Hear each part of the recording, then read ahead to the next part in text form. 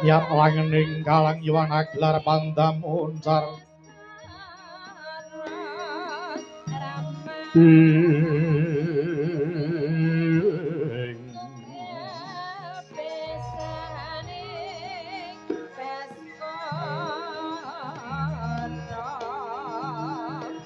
tinon lir kekuneng surem sorote tan padang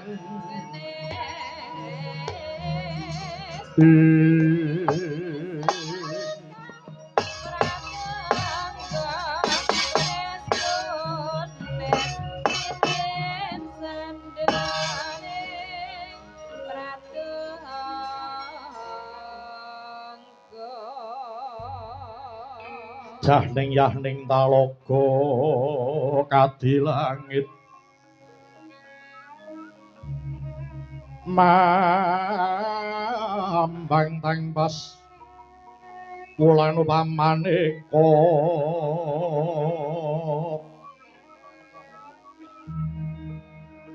wintang toya kusumaya sumawur ulun marapewe kang sekarang kadijalada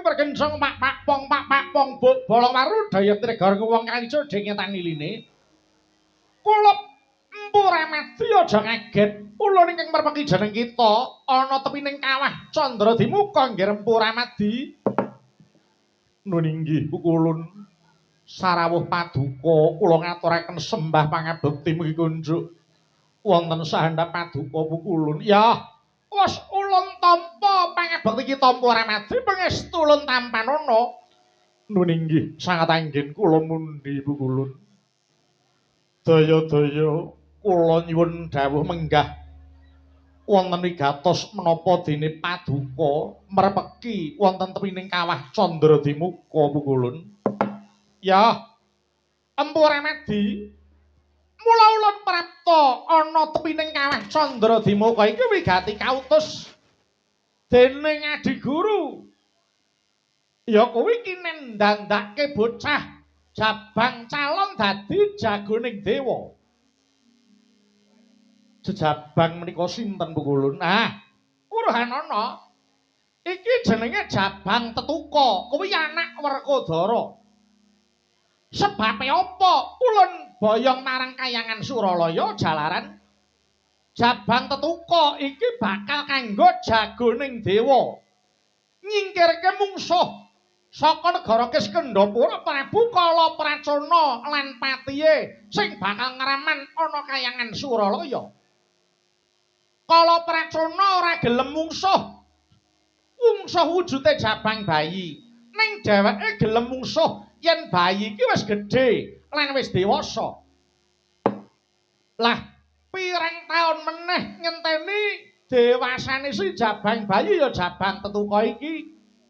Mula dening Adi Guru, Jabang Tetuka kadawan nyengkake dewasane jeneng kita Empu Ramadi iki nendandani murih enggal dewasane bayi iki nggih.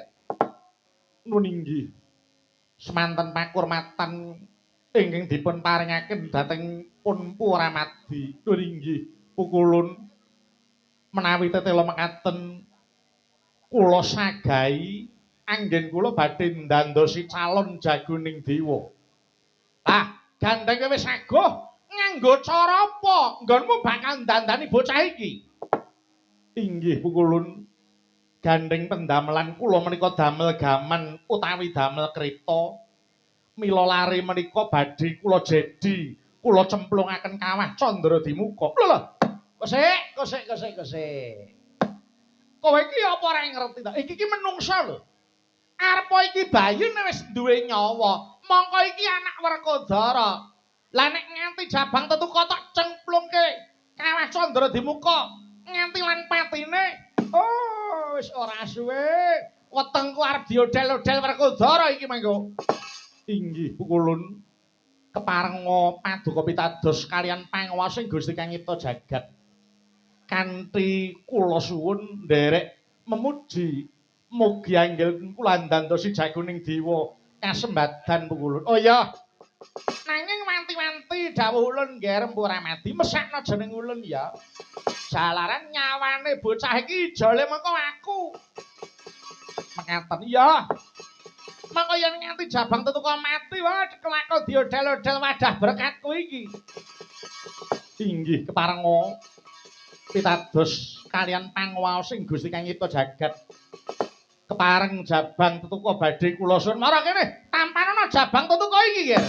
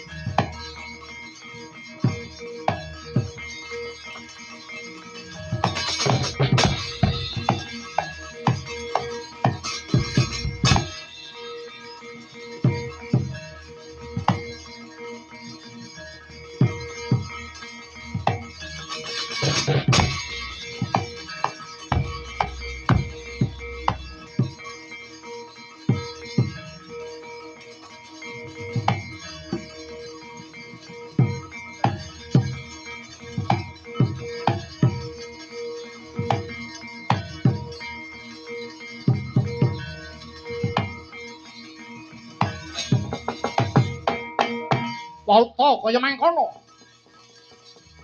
Wus cinemplungaken jabang tetuka. Wonten madyaning kawah Candra Dimuka. Dening Empuradi jabang tetuka cinampuran sekatahing senjata. Miwah sekatahing tosan minangka dadya srana hanyengkake dewasane jabang tetuka. Sakala sedhakep saluku tunggal nenggih Sang Empuramadi. Datan kantun nenggih Sang Kanika Putra. Manungku semedi nyuwun ngersane Gusti Kang Nyipta jagat. Mugya kasembadana anggenira andandosi jagoning dewa nenggih Sang Jabang Tetuka. Dadak sakala ana nur kang cumlorot saka nyantariksa lumebet wonten tengahing kawah Candra Dimuka. Pertanda katarima ing dadya pamintaning Empu Ramadi. Dadak sakala saking tengahing kawah jemedhul jejaka ingkang bagus gagah prakosa jaban tetuka wis ndungkat dewasa mesem Empu Ramadi.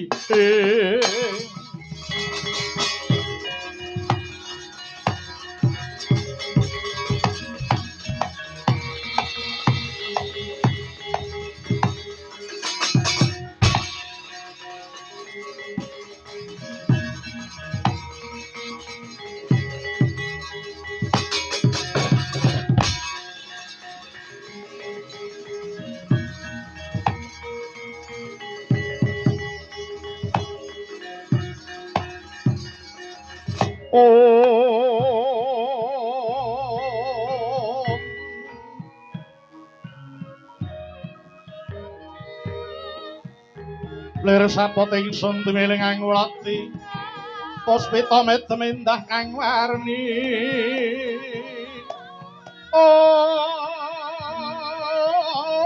Om mitering taman hanon kang sekar warsiki